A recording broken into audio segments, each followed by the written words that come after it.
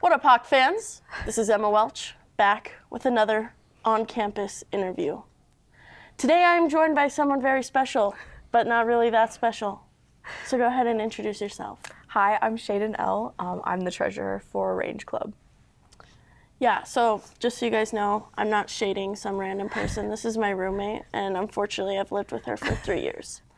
Let the interview begin. All right. So I need to know a little bit more about Range Club. So what kind of things do Range Club, like what does Range Club do? Like events or something like that? Yeah, so within the next week or so, we are going to the Society for Range Management Conference, and that is super fun. We're going to Monterey, California right now.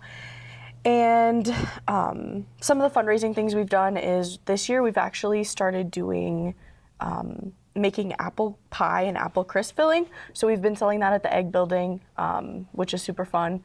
We made that at one of our members' houses, Stacy, and yeah, super fun. But we try to go out in the community. We try to, we help out with Egg Club a lot. A lot of our members are both Range Club and Egg Club members, so it's really nice to be able to kind of do both.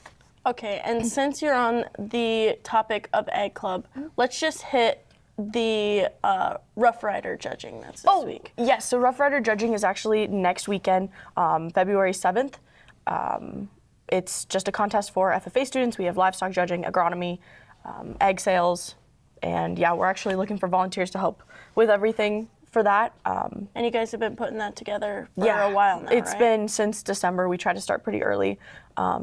We start thinking about it in August when we even come back to school, and then we continue to do it until we execute it back in the first weekend of February. And you guys get to use the new arena for that? Yes, we're hoping, we still have some contacts to talk about, but that's the goal right now, is to do everything here in the new egg building so we can help with people wanting to come to DSU. They can see the new facilities. Cool, very exciting. So you hit on California. Tell us about your trip. You guys have been fundraising. You are headed out 2 weeks from now? Yeah, I think it's 11 or 12 days is when we leave. I think it's February 8th. So it's the day after Rough Rider judging. So yeah, so we are going to Monterey, California for the SRM conference, and we're hoping to go, do our competition in the ERMI. I'm not really sure what that stands for, but it's a long test that we have an hour to do, and we do a bunch of different questions on range management, math regarding animal units, stuff like that, but it's super fun. That was actually my next question. Like competitions, do you guys go out and practice in the community, that kind of thing? Yeah, so we hold practice on Mondays. Mostly it's just our Range Club that goes. We make lunch and we study previous tests from the past couple years, and we learn all about range and hope we can do really well in the next week. So you've been in Range Club for a while. What has been your favorite memory? And I know you did agronomy like in high school, so like your favorite memory just like looking at crops and weeds and grasses and that kind of thing. Did I hit all of them? Yeah. Crops, weeds, grasses. Yeah. So I, like you said, I did agronomy in high school, and I just remember the stress of being an FFA and studying beforehand. And now that I have the opportunity to like execute what I was so stressed to do is just crazy. I feel like for Range Club specifically, definitely making our apple crisp that night. We watched the NFR and we all were mixing and we just had a great time. Oh, fun. All right, and the last question I have for you, the one that you're not so excited about. What does DSU mean to you? Don't be cliche. Yeah. I know that I've been thinking about this all night. So DSU really showed me who I was, and it definitely gave me the opportunity to realize what I can do rather than what I can't do. So I've done a lot. You've done a lot. I've done here a lot at DSU. I've done a lot at DSU, and I would have never expected to do as much as I've done. So. Awesome. Well, thanks, Shaydin, for being on. And now we are going to head in studio to Xander.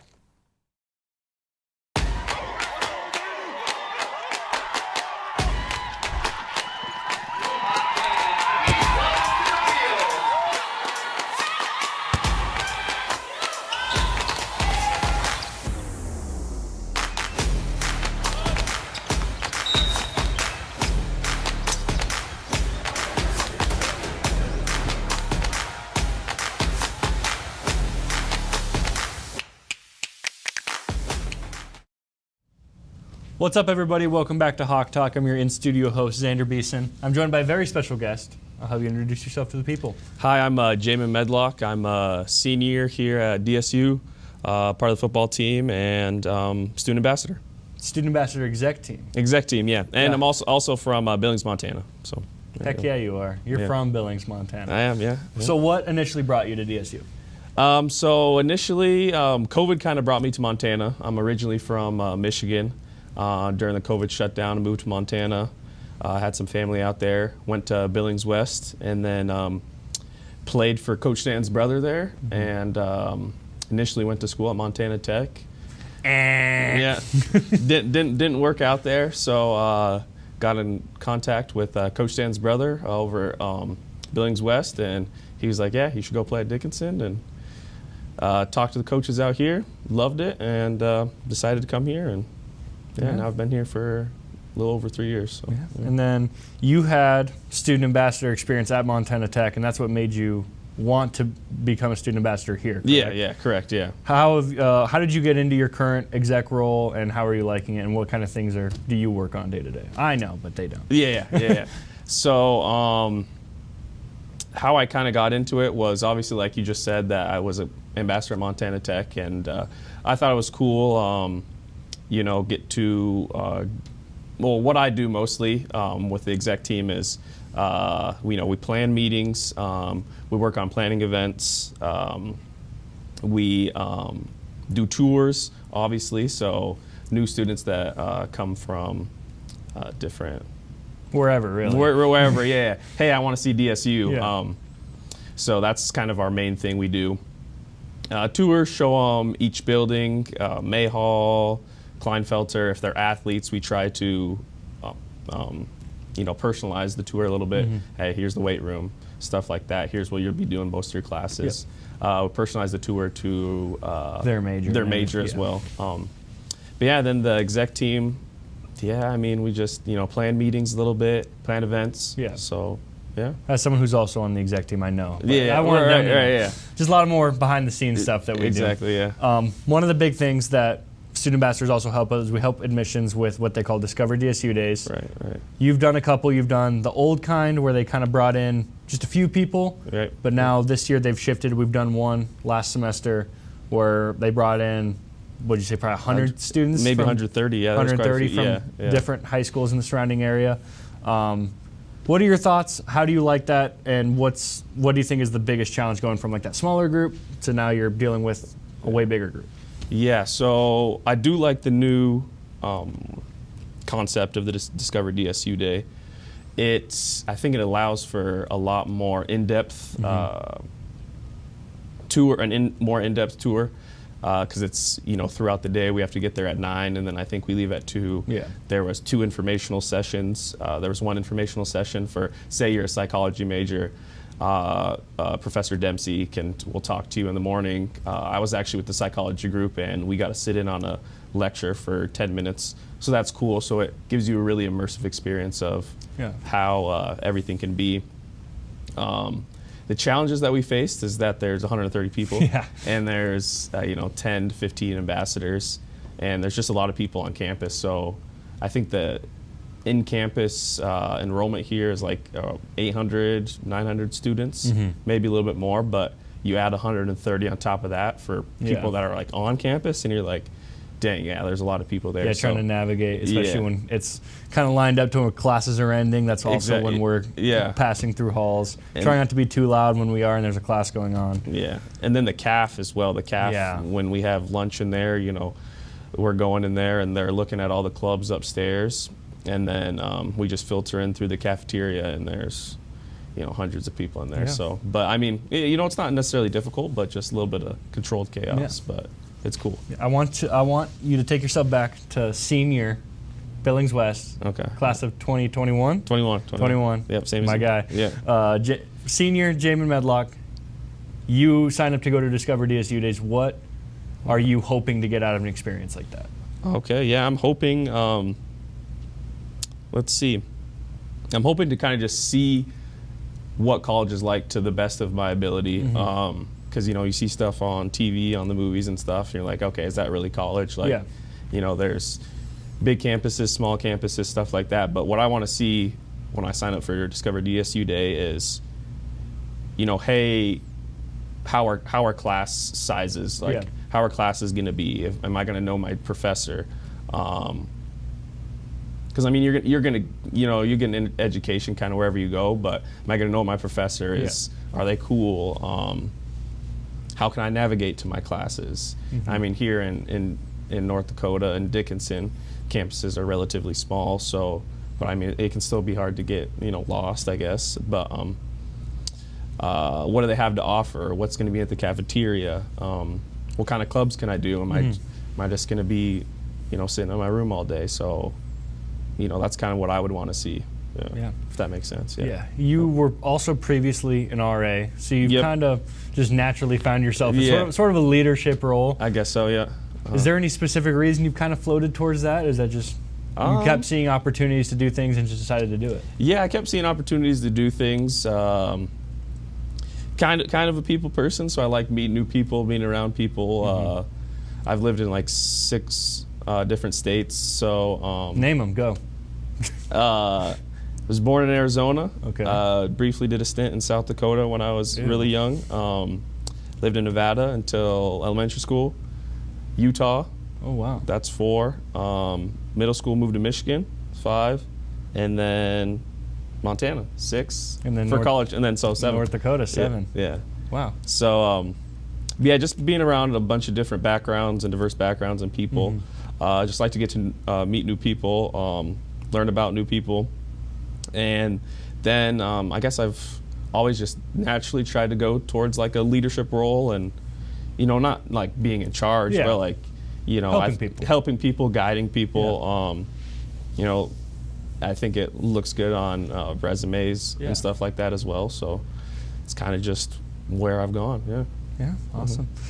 What are your plans after graduation? I know you still have one more season of football. Yep. So somehow you got another year of I don't know how you got it. No. I actually do have one. I'm just not taking it. Yeah. But I have the med red. But you play one more year of football. What's next for you after that? Yeah. So I'm planning on my my mom still lives in Michigan, and I still have extended family out there. So I'm planning on taking the MCAT here soon. Hopefully that goes well, and then apply to some medical schools out there. And ultimate goal would be to become a sports medicine doctor, a team physician for a professional team or a college team or something. So I'd like to work directly with athletes and then help people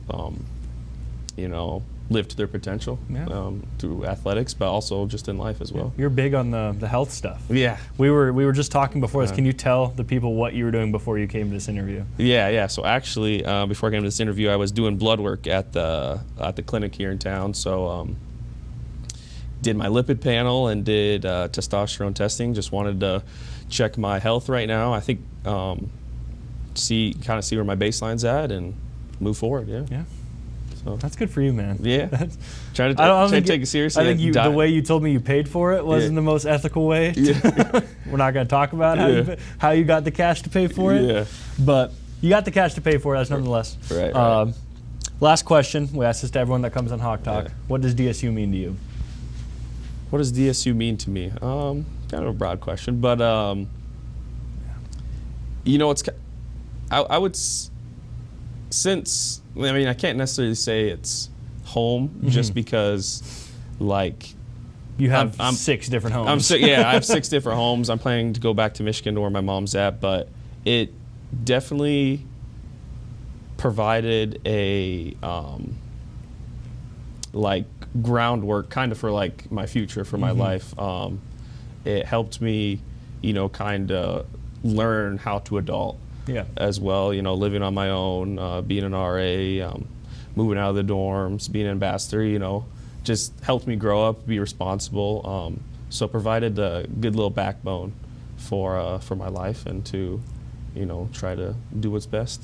If that makes sense, That makes sense. We haven't gotten that answer yet. Okay, yeah. That's the thing, is we usually get a lot of the same answers. Yeah. So I usually give you that question before we start the interview. Yeah. So think about it. I forgot. There's this fit I got on. It made me forget, but it's okay. Yeah. But that's everything we have for you. I appreciate perfect. you coming on, and we will see you guys next week. All right, later. What's up, Hawk fans? I'm Cheyenne Jacobs, back with your weekly recap, so let's get into it. Men's basketball split the weekend 1-1 with a tough loss against MSU Northern, but then had a lights-out performance against University of Providence, winning 95-70. Women's basketball had two tough losses against Providence and MSU Northern this weekend with scores of 82-72 and 92-82. Both teams are back in action this weekend out west at Montana Tech and Montana Western.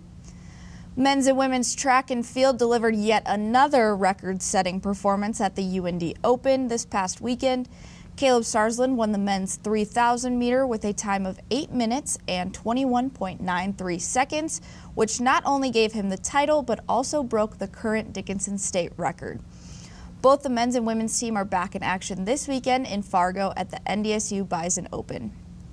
Men's wrestling hosted the Tyler Plummer Classic this past weekend with many big performances and podium finishes, with most notable being Grayson Boudry taking the title at 197 pounds.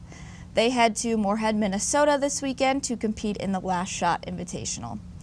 Women's wrestling head out west this week on February 5th to take on the Argos of University of Providence in a duel. And we wish all of our Hawks good luck in their competition and activities this week. And as always, Hawks are up.